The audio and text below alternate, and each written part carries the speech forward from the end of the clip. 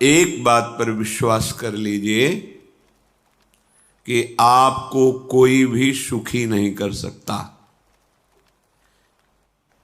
यदि आपको कोई सुखी कर सकता है तो आप हैं। बिल्कुल घनीभूत अर्थात ठोस बात है, इसे समझ लेना। यदि आप अपने विचार के द्वारा, विवेक के द्वारा अधर्माचरणों का त्याग करके धर्म पूर्वक जीवन व्यतीत करते हुए भगवान नाम जप करते हैं, तो पूर्व पाप कर्म के अनुसार जब देह रचा गया तो उसमें जो प्रारब्ध दुख सुख का है वो तो आएगा, पर आपको परास्त नहीं कर पाएगा। और आगे आपके लिए महासुख है जो दुख और सुख दोनों से परे है। अखंड प्रसन्नता, अखंड आनंद, वो केवल आपके करने से होगा। उपदेश मिल सकते हैं, मार्ग बताया जा सकता है, आपको सहयोग मिल सकता है, पर चलना आपको होगा। यदि आप नहीं चले तो ये कहीं भ्रम हो कि मैं कहीं जाऊं और मेरी दुख निवृत्ति हो जाए, तो इस भ्रम को छोड़ देना आप। क्योंकि हम आप तो बहुत छोटे जीव हैं, अर्थात बहुत लघु तपस्या, लघु पुण्य वाले हैं। हम उन महापुरुषों की बात करते हैं जिन्होंने आजीवन ऐसा तप संचय किया, फिर भी उनके शरीर में भारी से भारी दुख देखे गए। ये दुख और सुख एक भ्रमात्मक इंद्रजाल है माया का, ना दुख है न सुख है। जैसे जो सपने सिर काटे कोई, बिन जागे दुख दूर न होई। ऐसे स्वप्न में तुम चक्रवर्ती सम्राट बन जाओ तो जगने पर तुम थोड़ी रहोगे, तुम जो हो वही होगे। हम भगवान के चिदानंद अंश हैं। ये भूल कर हम अपने को स्त्री पुरुष, अच्छा बुरा, धनी निर्धन, दुखी सुखी आदि आदि बहुत सा प्रपंच है, इसे हम अपने दिमाग में बैठा लिया है। जब तक आप ये प्रपंच नहीं छोड़ोगे तब तक आपको सुखी कोई कर ही नहीं सकता, क्योंकि दुखालयम नाशवान संसार का तो तुमने अस्तित्व रखा है। अगर ये किसी के दूर करने से होता तो स्वयं जगत गुरु परब्रह्म परमात्म तत्व भगवान श्री कृष्ण सामने हैं और अर्जुन को कह रहे हैं, मात्रा स्पर्शास्तु कौन्तेय शीतोष्ण सुख दुखदा आगमा पायनो अनित्यास्तास्तितिक्षस्व भारत। हे भारत, हे अर्जुन, ये आने जाने वाले अनुकूलता प्रतिकूलता, गर्मी शीतलता, अर्थात काम क्रोध लोभ मोह मद मत्सर अपमान निंदा, ये सब ताप पहुंचाते हैं। अनुकूलता सम्मान यश कीर्ति धन वैभव मानी हुई मान्यता, ये सब शीतलता पहुंचाते हैं। ये उष्णता और शीतलता, अनुकूलता और प्रतिकूलता आने जाने वाले हैं। भगवान ये नहीं कह रहे मैं मिटा दूंगा, कह रहे तास तितिक्षस्व भारत। हे अर्जुन, ये तुम्हें सहना होगा। यदि तुम इसे सह गए तो तुम्हारे हृदय में ऐसी स्थिति प्रकट हो जाएगी कि फिर ये स्पर्श भी नहीं कर पाएंगे। सहने से तुम्हारी भक्ति बढ़ेगी, तुम्हारा चिंतन बढ़ेगा, तुम्हारा स्मरण बढ़ेगा, सत्य वस्तु के लिए, सत्य तत्व के लिए तुम सुखी हो जाओगे। बिल्कुल खुली बात। आडंबर नाटक पाखंड इसकी जरूरत नहीं है। प्राकृतिक भोगों में सुख बुद्धि, देहाभिमान, विद्या रूप महत्व कुल धन यौवन अभिमान, यही तुम्हारे दुख का मूल है और ये कोई दूसरा नहीं हटा सकता। ये तुम्हें अपने विवेक सत्संग से प्राप्त हुए विवेक के द्वारा, शास्त्र स्वाध्याय से प्राप्त हुए विवेक के द्वारा इसे तुम्हें त्यागना है। दुख तुम पकड़े हो तो छुड़ा कौन सकता है? छुड़ाना तो आपको ही पड़ेगा। अगर कोई वादा करता है कि मैं आपको दुख रहित कर दूंगा, मुझे आज तक समझ में नहीं आया। दुख रहित होने का जो उपाय है वो गुरुजन, महापुरुष, संत जन बताते हैं कि जब चारों ओर अंधेरा छा रहा हो, कोई अपना न दिखाई दे रहा हो, केवल दुख ही दुख, अशांति ही अशांति, उस समय आप देखिएगा कोई एक है जो आपको बहुत प्यार कर रहा है। वो हमारे प्रभु हैं। आप जिनकी तरफ पीठ किए हो और जहां दुख है उधर मुख किए हो, वापस घूमो, सन्मुख होइएगा। सन्मुख होए जीव मोहि जबहि, जन्म कोटि अघनाशों तबहि। करोड़ों जन्मों के पाप नष्ट कर देते हैं भगवान। जहां प्रभु की तरफ हुए तो पता चला बहुत जन्मों से बिछुड़ा था, वो मेरे स्वामी मिल गए। भारी से भारी संकट की निवृत्ति के लिए एकमात्र उपाय भगवान श्री हरि का आश्रय, उनके नाम का जप। सत्य मान लीजिए, आडंबर से कुछ नहीं होना। चाहे जितने जंतुर बांध लो, चाहे जितना जो कुछ जादू टोना जो मन आवे सो कर लो, बारी मथे घृत होए बरु शिकताते बरु तेल, बिनु हरि भजन न भवतरी यह सिद्धांत अपेल। विनिश्चितम बदामिते नान्यथा वचांस में हरि भजंती। अटल बात है, यदि भजन नहीं करोगे तो तुम्हें कोई सुखी नहीं कर सकता। तात्कालिक आपको ऐसा लग सकता है मेरा काम बन गया, नहीं, वो तत्कालिक है। हमारा काम बनना तो तब होगा जो हमारा आवागमन मिट जाए, सदा सदा के लिए मुझे ऐसी वस्तु प्राप्त हो जाए कि जहां चाह ही खत्म हो गई, जहां दुख ही खत्म हो गया। वो हमारा स्वरूप है, वो हमारे आराध्य देव हैं। प्रार्थना मान लीजिए, भटकाव से बचिए। ये कलिकाल मलायतन मन कर देख विचार, श्री रघुनाथ नाम बिन नाहिन आन आधार। महापुरुषों ने स्पष्ट कहा है। ये मलायतन मल का आगार है। मल माने कामना, नाना प्रकार की वासना, भ्रष्ट आचरण, छल कपट, दंभ पाखंड, बोलबाला, इसका एकमात्र श्री भगवान का नाम आधार है। जो चाहत है नित्य सुख अरु मन को विश्राम, तो हित ध्रुव हित सो भजत रो पल पल श्यामा श्याम श्यामा श्याम श्यामा श्याम। यदि सच्चिदानंद शाश्वत सुख चाहते हो, जहां से कभी हटना ना पड़े, केवल सुख ही सुख है, आनंद ही आनंद है, और मन का विश्राम चाहते हो कि भाग दौड़ मन की मिट जाए, तो बस प्रेम से बोलते रहो श्यामा श्याम श्यामा श्याम, राधे श्याम, राधा राधा राधा वल्लभ।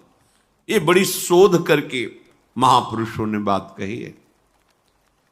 यदि आप भजन नहीं करते तो आप दिमाग में लिख लीजिए, चाहे अपनी नित्य डायरी में लिख लीजिए, जो आप दिनचर्या लिखते हैं। आपको कहीं भी कभी भी कोई भी सुखी नहीं कर सकता। गांठ बांध लीजिए, भटकने की जरूरत नहीं है।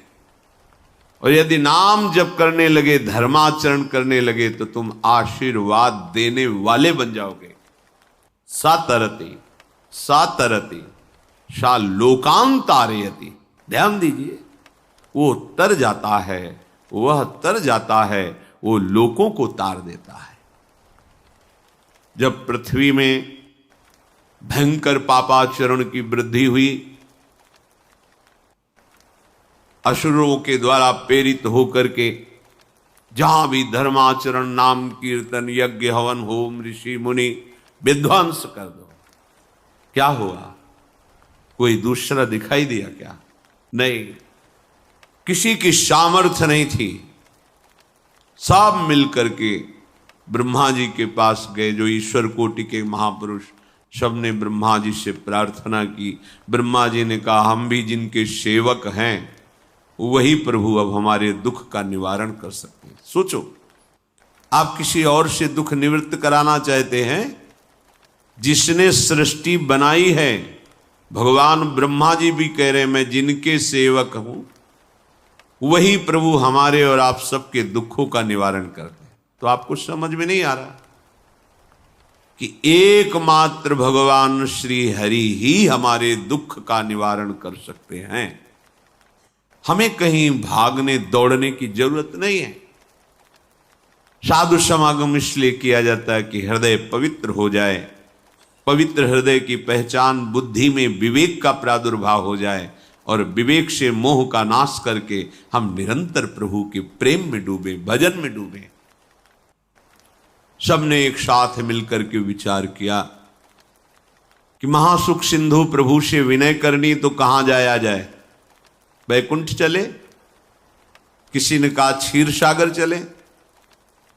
अपनी अपनी भावना व्यक्त कर रहे थे। तेहि समाज गिरजा में रहू, अवसर पाई वचन एक कहू, हरि व्यापक सर्वत्र समाना, प्रेम ते प्रगट होई मैं जाना।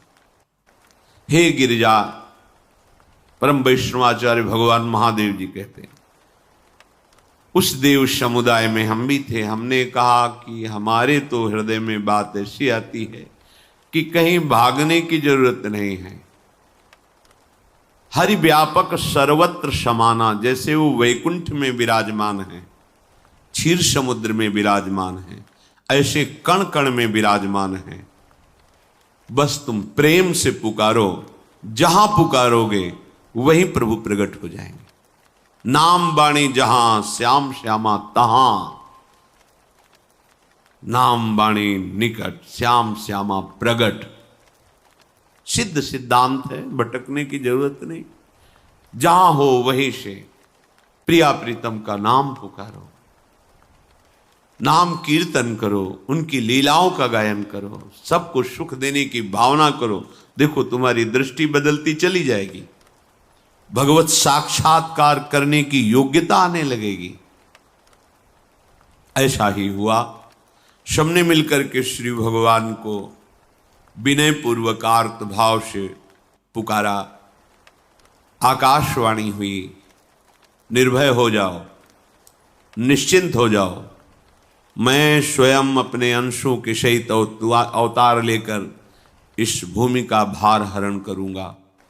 तुम सब बड़े बड़े जो देवता हो, जाओ हमारी लीला में सुख लेने के लिए सब ऋक्ष वानर आदि का रूप धारण करो।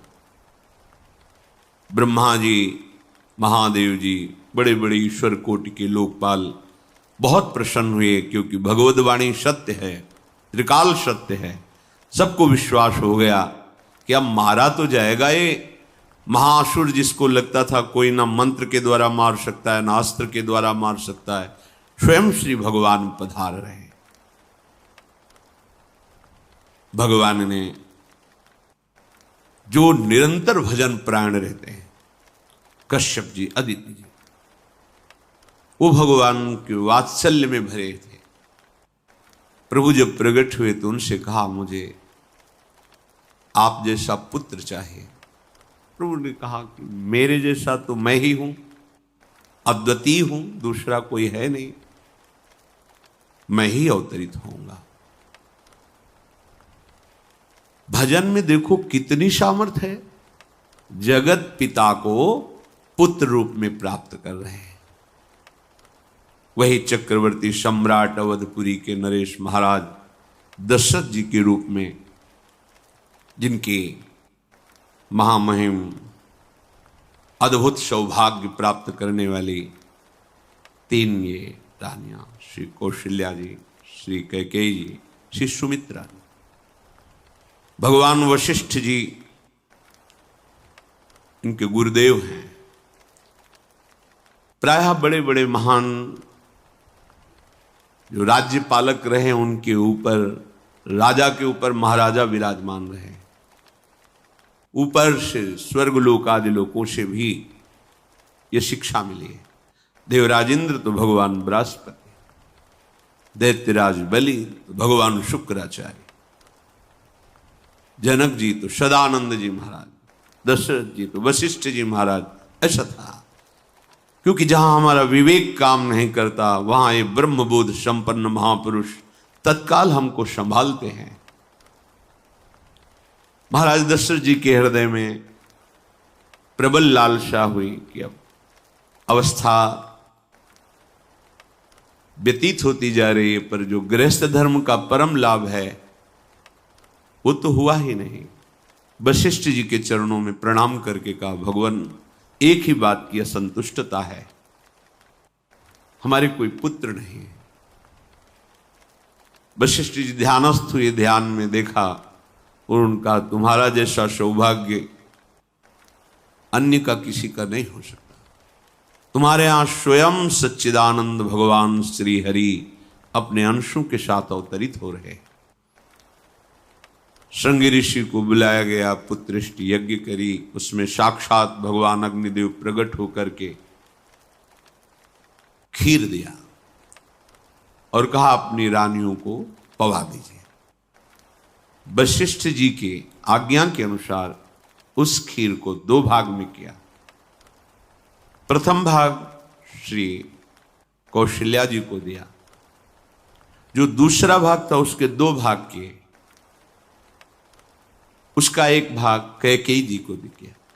अब जो 1 भाग बचा उसके 2 भाग किए और वशिष्ठ जी की आज्ञा के अनुसार एक माता कौशल्या जी को, एक कैकेयी जी को दिया। उन्होंने अपने हाथ से सुमित्रा जी को दिया। तो सुमित्रा जी के गर्भ से लक्ष्मण और शत्रुघ्न, कौशल्या जी ने जो भाग दिया उससे लक्ष्मण जी प्रकट हुए, जो रामचरण अनुरागी, अद्भुत अद्भुत हरि प्रेमी। शत्रुघ्न जी भरत चरणों का आश्रय लिए हुए राम जी का सेवन करते। बड़ा रहस्य है, कितनी मर्यादा है। गुरु की आज्ञा से जहां जैसा विधान होना चाहिए वैसा, तो उस बड़ा मंगल शुरू। ये महामहिम जगत पावन करने वाली माताएं मानो अपने गर्भ में अखिल ब्रह्मांडों के स्वामी को धारण किए हुए हैं, जिनके गर्भ में अनंत ब्रह्मांड वास करते हैं, उन प्रभु को अपने गर्भ में धारण करने का अनुभव कर रहे हैं। महाराज दशरथ बहुत प्रसन्न है। ये जीवन का परम लाभ है। प्रभु हमारे कोई भी हो, माता पिता भाई बंधु सखा पति प्रीतम पुत्र, कुछ भी, ये तो ऐसे करुणामय कोई भाव रख लो और गाढ़ भाव कर लो तो आपको अनुभव कराने लगेंगे। जिस भाव से आप देखोगे कैसा सुख महाराज दशरथ जी को हो रहा होगा, जिनको गुरुदेव से पता है कि स्वयं भगवान पधार रहे। प्रतिपल इनके दर्शन करके कौशल्या जी, कैकेयी जी, सुमित्रा जी के प्रेम पुलकित रहते हैं। दशरथ जी अहो भाग्य, साक्षात भगवान पधार रहे। समय व्यतीत हुआ, जोग लगन गृह बार तिथि, सकल भये अनुकूल, चर अरु अचर हर्ष जुत, राम जन्म सुख मूल। ठीक योग लगन ग्रह वार तिथि सब अनुकूल हो गई। कब? जिसके हृदय में प्रभु का प्रकाश हो जाता है। जो प्रभु के भजन में रहता है तो योग लगन ग्रह वार तिथि नक्षत्र सब अनुकूल हो जाते हैं। जो पे कृष्ण चरण मन अर्पित, तो करी हैं का नवग्रह रंग। सब ग्रह नक्षत्र वार तिथि, ये जितने भी विघ्न कारक या शुभ कारक है, ये सब शासन में रहते हैं जिसके हृदय में भगवान नाम चल। जिते विनायक शुभ अशुभ, ये विघ्न करे नहीं कोई, क्योंकि भगवान का नाम चल रहा है, हृदय में भगवान प्रकाशित हो गए हैं, परमानंद अनुभव होता है। ऐसे भगवान जगत में प्रकट हो रहे हैं। ये तो कभी कभी अवतार होता है, पर ये अवतार होता ही रहता है। भगत के हृदय रूपी महल में अवतार होता रहता है। जो निरंतर भगवत चिंतन परायण अपने अहम को भगवान के चरणों में समर्पित किया तो भय प्रकट कृपाला, यही हृदय में प्रकाशित हो जाते हैं। हृदय में ही दिव्य वृंदावन प्रिया प्रीतम दिव्य लीला। चैत्र का महीना, नवमी तिथि, शुक्ल पक्ष, अभिजीत मुहूर्त, ठीक दोपहर का समय 12 बजे सब लोगों को परमानंद प्रदान करने वाले प्रभु पधारे। शीतल मंद सुगंधित वायु बह रही है, देवताओं की दुंदुभियां बज रही, पुष्पों की वर्षा हो रही, बड़े बड़े ऋषि मुनि नृत्य कर उठे। जैसे साधना को फल मिलता है, हृदय आनंद में आज समस्त साधनाओं के फल स्वयं मंगल मूर्ति प्रभु पधार रहे। सब महात्माओं का, संतों का हृदय अलौकिक आनंद से भरा हुआ है। पृथ्वी जितनी दिव्यता है सब प्रकाशित कर दी। रस भरे फल, औषधियां, दिव्य मणियां, रत्न जो छुपाए हुए अपने गर्भ में थी, प्रभु आ रहे, सब प्रकाशित कर दी। जलधाराएं जो सूखी हुई थी वो भी। जब ब्रह्मा जी ने देखा कि जो भगवान ने आकाशवाणी में कहा था वो सब सत्य हो रहा है, आकाश में ब्रह्मा जी समस्त देवतागण विराजमान होकर के अंजलियों में दिव्य पुष्प लेकर के वर्षा कर रहे हैं। सुंदर सुंदर अलग अलग वाद्य बज रहे हैं। ऋषि मुनि देवता सब स्तुति कर रहे हैं। प्रणाम मुद्रा में सब खड़े हैं, क्योंकि समस्त लोकों का पालन करने वाले भगवान श्री हरि महाराज चक्रवर्ती सम्राट दशरथ जी के भवन में प्रकट हो रहे हैं। तो आकाश में सब ईश्वर कोटि के महापुरुष पुष्पांजलि अर्पित कर रहे हैं। उसी समय भगवान का प्रादुर्भाव होता है।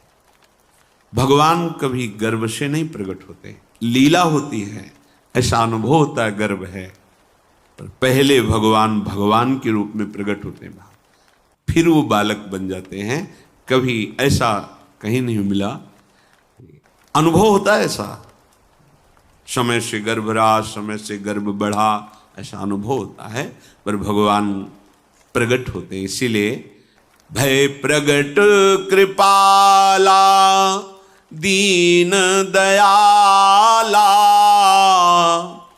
कौशल्या हितकारी हर्षित महतारी मुनि मनहारी अद्भुत रूप विचारी लोचन अभिरामा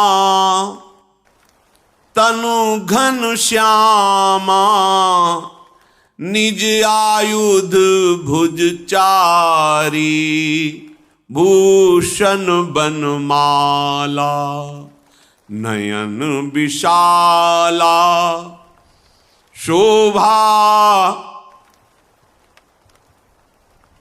सिंधु खरारी कह दुई कर जोरी अस्तुति तोरी केहि विधि करो अनंता माया गुण ज्ञाना तीत अमाना वेद पुराण भनंता करुणा सुख सागर सब गुण आगर जेहि गावहि श्रुति संता सो मम हित लागी जन अनुरागी भयउ प्रगट श्रीकंता ब्रह्मांड निकाया निर्मित माया रोम रोम प्रतिवेद कहे, मम उर्षो बाशी यह उपहासी, सुनत धीर मति थिर न रहे, उपजा जब ज्ञाना प्रभु मुस्काना, चरित बहुत विधि कीनि चहे, कही कथा सुहाई मातु बुझाई, जेहि प्रकार सुत प्रेम लहे। दीनों पर दया करने वाले, बात समझिए। बहुत तपस्या है, बहुत गुण है, बहुत बड़े साधक हो, बहुत बात अभी नहीं बनी। दीनों पर दया करो। अगर हमारा भजन साधन बन रहा है, हमें भगवत चर्चा कथन श्रवण का सौभाग्य, धाम नाम रूप लीला, ये मेरे प्रभु की हेतु की कृपा है। आप एक बार भी राधा नहीं बोल सकते, कृष्ण नहीं बोल सकते, एक मिनट भी आप नहीं आ सकते, ये केवल मेरी लाडली की कृपा है। हृदय में किंचन मात्र गर्व नहीं, अभिमान नहीं, वो हमारे भगवान को बहुत प्यारा होता है, प्रियालाल को बहुत लाडला होता है। हमें प्रभु के अगर चरणारविंद के अनुराग में डूबना है तो विवेक से देखो है क्या पास हमारे।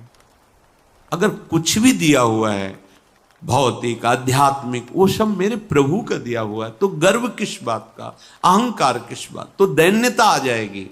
अज्ञान से ये अहंकार बढ़ता है, ज्ञान से इसका समन हो जाता है। चाहे भौतिक हो चाहे आध्यात्मिक हो, मेरे को सब कुछ मेरे प्रभु ने तो दिया है। ध्यान देकर देखो तुम्हारी उपज क्या है, तुम भी तो उन्हीं के अंश हो।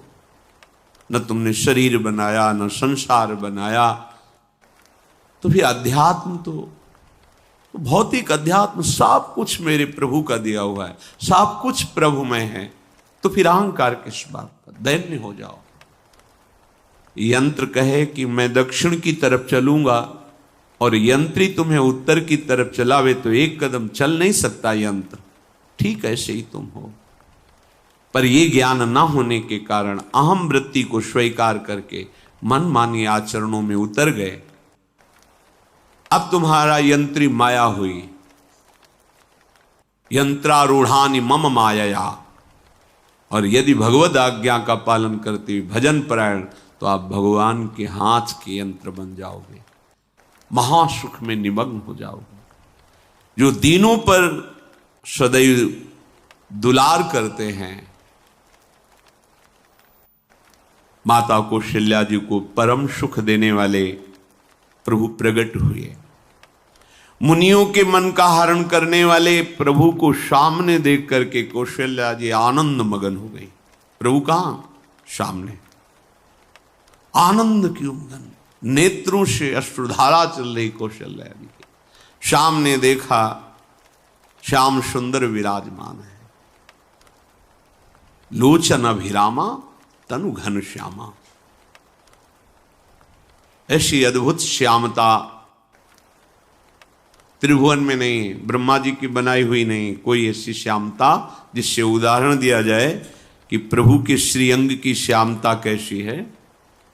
वो बस संकेत के लिए चंद्र शाखा न्याय के अनुसार भले कह दे, नहीं प्राकृतिक ऐसी रचना ही नहीं है जो हमारे प्रभु की इंद्रनील मणि श्याम मनोहर, वो है ही नहीं। वो सामने देख रहे कौशल्या जी, ये भजन का प्रभाव है। अरविंदाक्ष कमल नयन, देखते ही चित्त चुरा जाए, ऐसे नेत्र हैं प्रभु के। अजान बाहु लंबी भुजाएं। और जब प्रभु जहां प्रकट होते हैं, चाहे वो कंस कारागार हो या अवधपति का महल हो, पहले वैभव से प्रकट होते हैं। ईश्वर स्वरूप, समस्त आयुध समस्त वैभव, दिव्य आभूषण बनमाला चार भुजाएं, शोभा के समुद्र, आसुरी वृत्तियों का, भावों का, व्यक्तियों का नाश करने के लिए प्रभु प्रकट हुए। इसीलिए प्रभु से भी बढ़कर प्रभु का नाम है। वो व्यक्ति का नाश नहीं करता, वो वृत्ति का नाश करके भगवत दासत्व प्रदान कर देता है। बहुत अपार महिमा भगवान नाम की है, प्रभु के नाम की है। प्रभु प्रकट होते हैं तो दुष्टों का विनाश करते हैं, लेकिन प्रभु का नाम जिसके हृदय में प्रकट होता है, दुष्टता का नाश करके उसे जगत पावन करने वाला बना देता है। तीर्थी कुर्वन्ति तीर्थानि, वो जहां चरण रख दे उसे निष्पाप कर देता है। भूमि को, वायु को निष्पाप कर देता है जिसकी जिह्वा पे नाम चलता है। मैया ने देखा, कौशल्या जी ने, जगत के स्वामी सामने विराजमान, दोनों हाथ जुड़ गए। हे अनंत, मैं कैसे आपकी स्तुति करूं? वेद पुराण ये सब स्तुति करते हुए हार गए। नेति नेति कहकर आपका पार नहीं पाए। माया से, गुणों से, ज्ञान से भी आप परे हैं, असीम हैं, अनंत हैं। श्रुतियां, संतजन सदैव आपका यश गान करते रहते हैं। हे दया के समुद्र, हे सब सुखों के धाम, गुणों के धाम, भक्तजन सदैव आपका गान करते रहते हैं। आज वही प्रभु मेरे सामने प्रकट हैं। हे श्रीपति, आप मुझे सुख प्रदान करने के लिए मेरे नेत्र गोचर हुए। अरे जिनके रोम रोम में अनेकों ब्रह्मांड वास करते हैं, एक रोमकूप में अनेकों ब्रह्मांड वास, वो प्रभु मेरे पुत्र कहलाए, ये तो हंसी की ही बात है। मेरी बुद्धि विचलित हो रही। कहां आप असीम महिमा अनंत विराट, आप मेरे पुत्र। जब ऐसा वर्णन कर रहे तो प्रभु मुस्कुराए।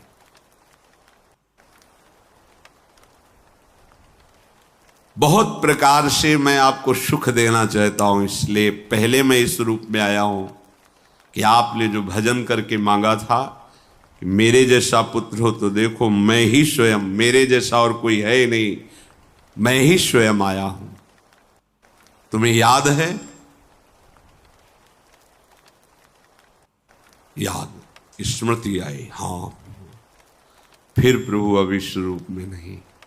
माता पुनि बोली सोमति डोली, तजहु तात ये रूपा, की जैसी सुलीला अति प्रियशीला, यह सुख परम अनूपा।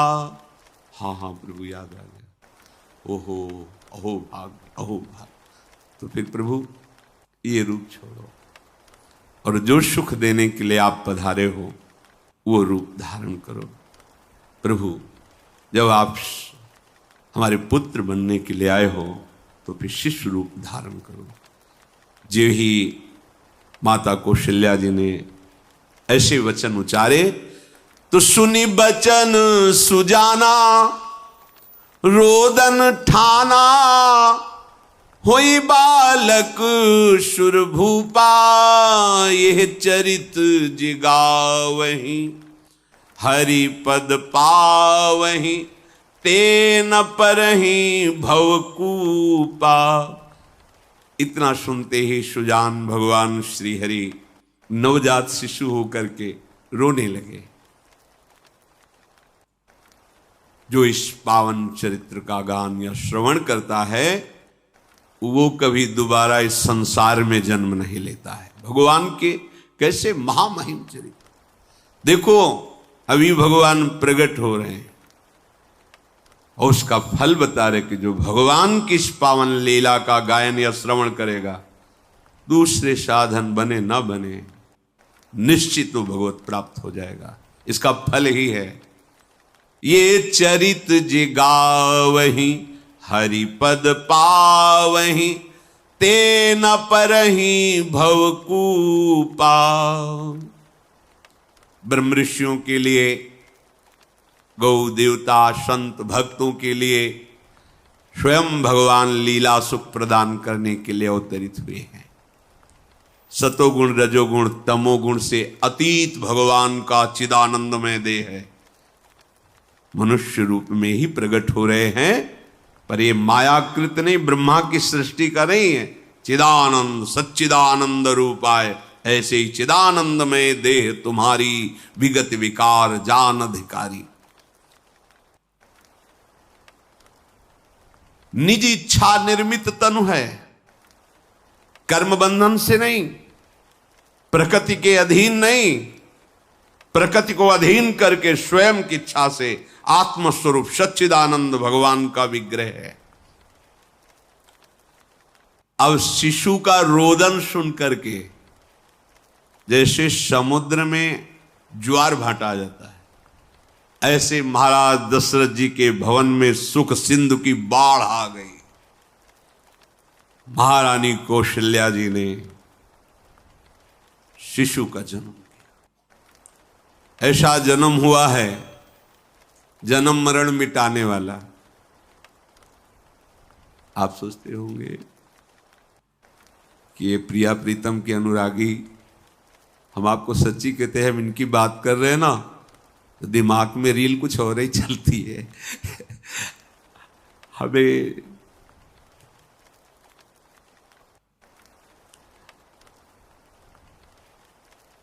आनंद की उमगन मेरे प्रभु है।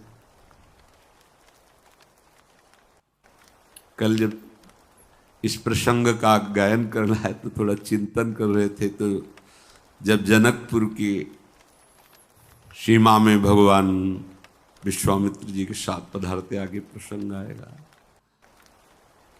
और जानकी जी जब पुष्प वाटिका में प्रभु की जब दृष्टि पड़ती है और दोनों दृष्टि मिलती है, तो उस समय दिखाई दे रहा था इतना भी अंतर नहीं था, इतना भी अंतर नहीं था। तो बता रहे प्रिया प्रीतम, इतना भी अंतर है। उनके जब नेत्रों में केवल देख रहे थे तो वही नेत्र थे, रूप और स्थान अलग था, लेकिन नेत्रों में वही था जो देखते, जो यहां देखते वही वहां दिखाई दे रहा था। दोनों नेत्रों में पहचान हो जाती, जैसे अपना पति है। हमारा निश्चित परमार्थ मार्ग पुष्ट होता है और आवागमन से हम मुक्त होते हैं। पर यदि हमें सच्चे संत ना मिले तो क्या उपाय है कि हमारा मार्ग पुष्ट हो? तो कह रहे भक्त नामावली, संतों की नामावली का गायन करें। जैसे अपने यहाँ नामावली का गायन होता है, इससे संतों की कृपा प्राप्त होती है। सिद्ध संतों का स्मरण, उनका नाम, हरि को निज यस ते अधिक भक्तन यस पर प्यार, याते ये माला रची करि ध्रुव कंठ सिंगार। भक्तन की नामावली जो करी है चितलाए, ताके भक्ति बढ़े घनी अरु हरि होय सहाय।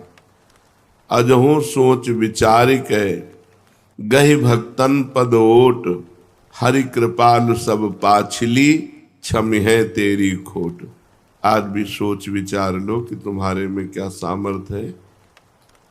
यदि भक्तों का चरण आश्रय ले लिया तो भगवान तुम्हारी सारी गलतियां माफ कर देंगे और आपकी भक्ति घनीभूत हो जाएगी। काम क्रोध आदि का प्रवेश नहीं होगा भक्ति में, यदि रोज भक्त नामावली का गायन स्मरण पूर्वक किया जाए। मन कहीं और ऐसे गा नहीं, ध्यान पूर्वक एक एक भक्त का स्मरण करते हुए यदि भक्त नामावली का गान हो तो सच्चे संतों के मिलन जैसा ही कार्य वो कर देंगे। आजकल लोग प्रायः संत महात्माओं की निंदा करते हैं। इसका कारण क्या है? जो विषयासक्त हैं जो कामनाग्रस्त हैं, जो अज्ञान विमोहित हैं, वो अपनी मंद बुद्धि की कसौटी पर संतों को कसा करते हैं। उनकी मंद बुद्धि होती है तो अपनी बुद्धि के अनुसार वो संतों और महापुरुषों को पहचानने के लिए सामर्थ्य है नहीं, इसलिए वो बाहरी बातों को लेकर के संत महात्माओं पर दोषारोपण करने लगते हैं और उनकी निंदा करते हैं और अश्रद्धा करके अपना पतन कर लेते हैं। जहाँ किसी संत महापुरुष की निंदा हुई तो अश्रद्धा हुई, तहाँ हमारा पतन हो जाता है। संतों को पहचानने के लिए परम पवित्र निरहंकार रहित भगवत बुद्धि चाहिए। वो भगवत बुद्धि जब हो जाएगी तो खुद आप संत हो गए तो सब आपको संत नजर आएंगे। जब तक खुद संत नहीं हुए तब तक संत को पहचानना बहुत कठिन है। संत सेवा का प्रधान साधना क्या है? कैसे माने कि हमारी ये संत सेवा बन गई? तो संतों के बताए हुए मार्ग पर चलना ही सर्वश्रेष्ठ संत सेवा है। उत्साह के साथ, विश्वास के साथ जो संत भगवान ने आदेश कर दिया बस वैसे हम चलें, यही सबसे आज्ञा समन सुसाहिब सेवा। अगर हम अपने गुरुजनों की, संत महापुरुषों की आज्ञा का पालन करते हैं तो हमारी संत सेवा हो रही है। अब वो आज्ञा वो जो दे दे, आप सोहनी लगाओ, आप पोछा लगाओ, आप आरती करो, आप पाठ करो, आप नाम जप करो, आप अमुक, जो प्रभु आज्ञा जेहिका जस आई, सो तेहि भांति रहे सुख लाई। स्वामी की जैसी आज्ञा हो उसमें ननुनच न करते हुए उनकी आज्ञा का पालन करने से ही भगवत प्राप्ति हो जाएगी, संत सेवा बन जाएगी, उनकी आज्ञा का पालन करना। संत महापुरुषों के विचारों, उनके भावों, उनके उपदेशों को समझना चाहिए और उसी का पालन करना चाहिए। वो जो विचार अपने प्रकट करते हैं, भाव प्रकट करते हैं, उपदेश देते हैं, उसका पालन करना सबसे बड़ी सेवा है। अगर ये सेवा नहीं हो रही तो भोजन दे दिया, वस्त्र दे दिया, और भी ये कोई खास सेवा नहीं। उनकी आज्ञा का उल्लंघन कर दिया और उनको रबड़ी पवा रहे हो तो सच्चे संतों को ये अच्छा नहीं लगेगा। आप कुछ और नहीं कर रहे, बस उनकी जो आज्ञा है उसी आज्ञा पे चल रहे हैं, इतने में ही वो प्रसन्न हो जाएंगे। क्या सच्चे संत में श्रद्धा होने पर ही उनके संपर्क से लाभ होगा? पहली बात तो सच्चे संत का मिलना बड़ा दुर्लभ है। गीता में भगवान कहते हैं वासुदेवा सर्वमिति सा महात्मा सुदुर्लभा। जो पूरे जगत में भगवान वासुदेव को देख रहा है वो महात्मा बड़ा दुर्लभ है। अब बड़ी खींचतानी समाज में चलती है। कोई किसी संप्रदाय के संत की खींचातानी कर रहा है, कोई किसी की कर रहा है, कोई किसी की कर रहा है, और उनकी जिनकी खींचातानी की जा रही उनके पक्ष की उनकी कर रहे हैं। अब दोनों की सुन के लगता सत्य कौन है? सा महात्मा सुदुर्लभा, जो सब जगह एक भगवान को देखता है। ये ऐंचा घसीटी, एक दूसरे की निंदा, कलयुग का बहुत बड़ा प्रभाव बढ़ रहा है। किसी भी प्राणी के अंदर यदि एक बात आ गई कि वो परमात्मा सर्वत्र विराजमान है और वो भजन कर रहा है, तो वासुदेवा सर्वमित सा महात्मा, भगवान उसको महात्मा कहते हैं, सा महात्मा सुदुर्लभा। किसी संत का अनादर किसी संत की वाणी के द्वारा मुझे तो समझ में नहीं आता। भगवान ने संत की परिभाषा बताई है, सा महात्मा, वो महात्मा है जो वासुदेवा सर्वमिति। तो हम सबसे प्रार्थना करना चाहते हैं, यदि आप अपना परमार्थ बचाना चाहते हो, भगवान के मार्ग में अग्रसर होना चाहते हो, तो किसी की भी निंदा मत कीजिए। किसी की भी निंदा अगर करोगे तो आपका परमार्थ रुक जाएगा, आपका परमार्थ रुक जाएगा। जो दूसरों का हित कर रहे हैं, जो निर्विकार हैं, हम लोग पाषाण से भी भगवान प्रकट करने वाले हैं। हम सनातन धर्मावलंबी पत्थर से भी भगवान प्रकट कर लेते हैं। तो फिर जिसने हमारे भगवान को भजा, उनकी हम चरण वंदना क्यों नहीं करते? जो भगवान को भजे, भगवान को हमारा सर झुकना चाहिए। हम ये नहीं कहते कि तुम वहां जाओ, लेकिन उनका नाम आते ही आदर के सहित हम निंदा किसी। एक बार कोई राम बोले तो तुलसीदास जी कहते हैं, तुलसी जाके मुख से धो क्यों निकसत राम, ताके पग की पग तली मोरे तन की चाम। और वो राम को भजकर राममय हो गए। आप क्या समझते हो? थोड़ा सा आप धार्मिक बुद्धि को अध्यात्म में जोड़िए। अध्यात्म का तात्पर्य सर्वत्र विराजमान परमात्मा में एकाकार बुद्धि, तो आपको समझ में आ जाएगा। अरे क्रूर पापी में भी भगवान देखना है, फिर जो भगवानमय हो गए हैं उनकी निंदा स्तुति। तो ये जो संतों की निंदा करते हैं, ये अपनी मानसिकता को दिखाते हैं। तो हम सबको चाहिए, सत्संगियों को, कभी भी किसी भी संप्रदाय के किसी भी संत की निंदा नहीं करनी। कोई भी जो भगवान को प्राप्त होता है वो उसी धरा को पहुंच जाता है, चाहे जहां से चले वो वहीं परमात्मा को प्राप्त हो जाता है। जो सच्चे संत हैं, तो तुम्हारी श्रद्धा हो या ना हो, उनका प्रभाव बदल देगा। और अगर कहीं श्रद्धा कर लो तो बहुत जल्दी काम बन जाएगा। पर श्रद्धा ना करने से, जैसे आप सोए हुए हो, सूर्य उदय हो गया है पर आपको भान नहीं है, पर जब आंख खुलेगी तब आपको सूर्य का प्रकाश दिखाई देगा। ऐसे सच्चा संत मिल गया है पर आपका परिवर्तन नहीं होगा।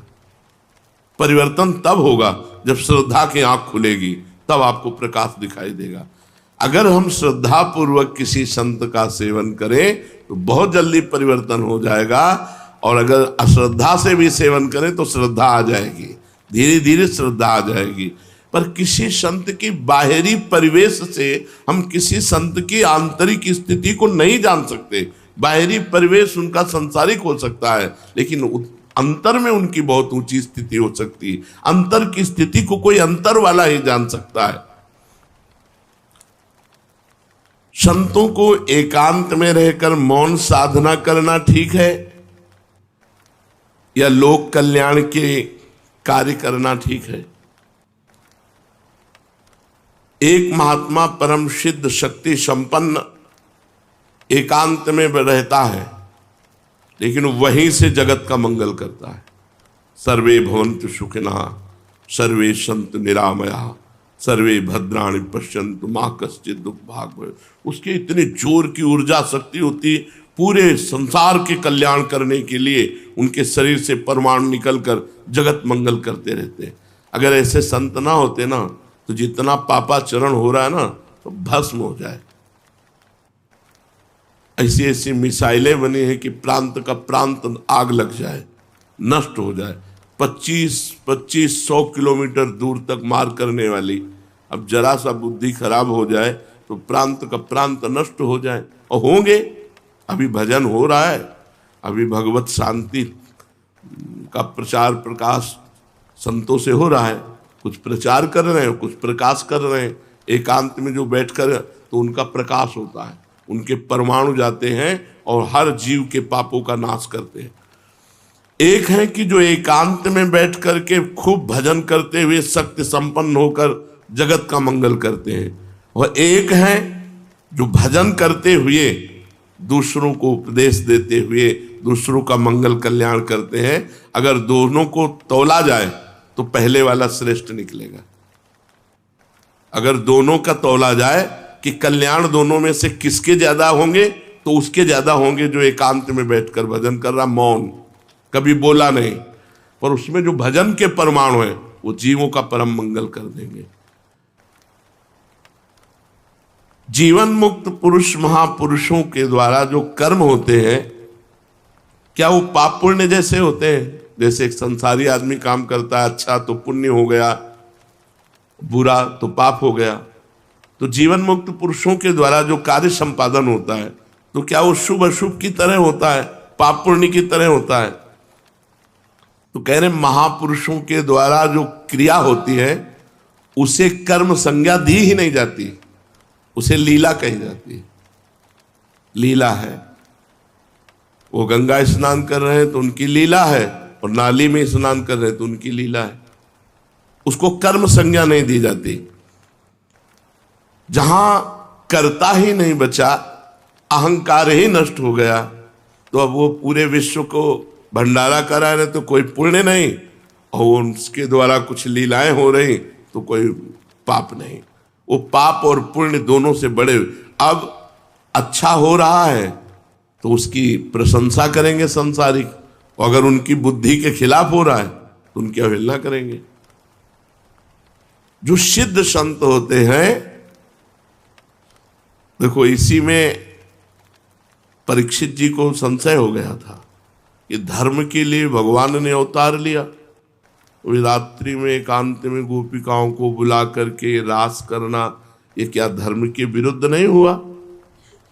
परीक्षित जी के इसी प्रश्न से रास का विश्राम कर दिया कि ये तो, जबकि परीक्षित जी लोक संग्रह के लिए प्रश्न, तब उन्होंने कहा कि जो भगवान शंकर जैसे हैं वो विष का पान किया, दूसरा पान करे तो मर जाएगा, ऐसे ही जो महापुरुष है वो जो कर रहे वो हमें नहीं करना, वो जो उपदेश कर रहे हैं और उपदेश से जो उनके आचरण मिले वो करना, बकाया नहीं करना। वो महापुरुष है, उनकी लीला है, वो क्या कर रहे। तो क्या महापुरुषों के द्वारा पापाचरण भी होता है क्या? ये तो साधनावस्था में ही छूट गया था, तो सिद्धावस्था में कैसे हो सकता है? तुम्हारी मति गति के परे की लीला हो सकती है। जैसे ब्रज के भक्तों में पढ़ना, ग्वारिया बाबा, तो एक बंगाल से परिवार आया था और उनके साथ 18-20 वर्ष की लड़की थी, और 70 वर्ष के बाबा होंगे, साफा बांधे रहते थे राजा महाराजा की तरह। देगा बोले यार की मर्जी हो गई, अब इससे ब्याह करेंगे। उनके पिता ने कहा कैसी बात करते हो? उनका ना अब तो ब्याह करेंगे। अब वो इतनी जोर से आवाजें होने लगी कि भीड़ लग गई। क्या हुआ क्या हुआ? बाबा ने कहा हम इस लड़की से ब्याह करेंगे। उनका हम ऐसे कैसे कर देंगे इनके साथ? बोले नहीं ब्याह करेंगे। झगड़ा शुरू हो गया। पिता ने कहा वो पिंड बचाना मुश्किल हो गया। बाबा ने कहा अगर ब्याह नहीं करोगे तो चिता लगाकर भस्म हो जाऊंगा। उसने कहा तुम मर भले जाओ, हमारा क्या बिगड़ रहा है, हम ब्याह नहीं करेंगे। तो ऐसा थोड़ी अपनी बेटी का ब्याह कर देंगे। बाबा ने चिता लगा ली। ब्रजवासियों ने कहा हाथ जोड़ के कहता हूं तुम हाँ कह दो, अगर ब्याह कर लेंगे तो जो कहोगे वो हम हार जाएंगे। बिल्कुल नहीं होगा ब्याह, तुम हाँ केवल कह दो। उसको बहुत समझाया, बंगाल से आया था। तो उसने कहा बाबा ब्याह कर लो, हम राजी हो गए। बोले अच्छा चलो चिता में नहीं बैठेंगे। यार की मर्जी नहीं है, नहीं ब्याह नहीं करेंगे और चल दी। अब आप बताओ क्या सोचोगे आप? तो सिद्ध पुरुषों की कुछ ऐसी लीलाएं होती हैं जिनको समझ पाना बहुत कठिन होता है, बहुत कठिन होता है। हम तो बस उनके चरणों में नमस्कार करें कि उनके प्रति कहीं अपराध न बन जाए। तो संतों की कुछ ऐसी क्रियाएं होती हैं जो हमारी मानवीय धरा से ऊपर होती हैं, वो बालवत होती है, बिल्कुल निष्पाप होती है, निष्कलंक होती है। ऐसा नहीं है कि कहीं पाप कर्म बन जाए, पर उनकी क्रियाएं ऐसी होती है जो करता नहीं है, वो भगवान की एक वृत्ति जैसी उदय होती है। हमने देखा है ऐसे सिद्ध महापुरुषों के दर्शन में गंगा किनारे एक से एक उनको मस्त राम कहते थे। कोई उनसे चारा कटवा रहा है, कोई उनसे पिसना पिसवा रहा है, कोई मसाला पिसवा रहा है। तो एक बहुत पढ़ी लिखी प्रवीण थी, उसने देखा कि ब्रह्मबोध संपन्न महापुरुष है। वो मतलब कपड़ा लत्ता भी धो देते थे। बाबा मस्तराम कपड़ा, बच्चों जैसा उनका स्वभाव। वो मिले तो आप ऐसा लगेगा कि हजारों बार मिल चुके हैं। इतने परमाणु प्रेम के, इतने गले लग क्या है। और गुरु भाई आप कैसे, ऐसे तो लगता है हमें जानते हैं क्या। और उनका व्यवहार ही ऐसा था, वो भगवत स्वरूप। तो उसने फिर उनके सामने कार्य रखा कि ऐसे संत से यदि संतान उत्पन्न हो तो जगत पूज्य। तो उन्होंने कहा कि देवी, मस्त राम की मस्ती एक सीमा तक रहती है, चल रही। वो समझ रहे थे कि बावरे हैं, तो उनका देवी मस्त राम की मस्ती एक सीमा तक रहती है, और घर के बाहर निकल गए। उन्होंने खुद संतों से अपनी बात बताई। तो कुछ संत ऐसे होते हैं जो सीमा से ऊपर होते हैं, हमारी बौद्धिक धरा से। हमें किसी की निंदा नहीं करनी,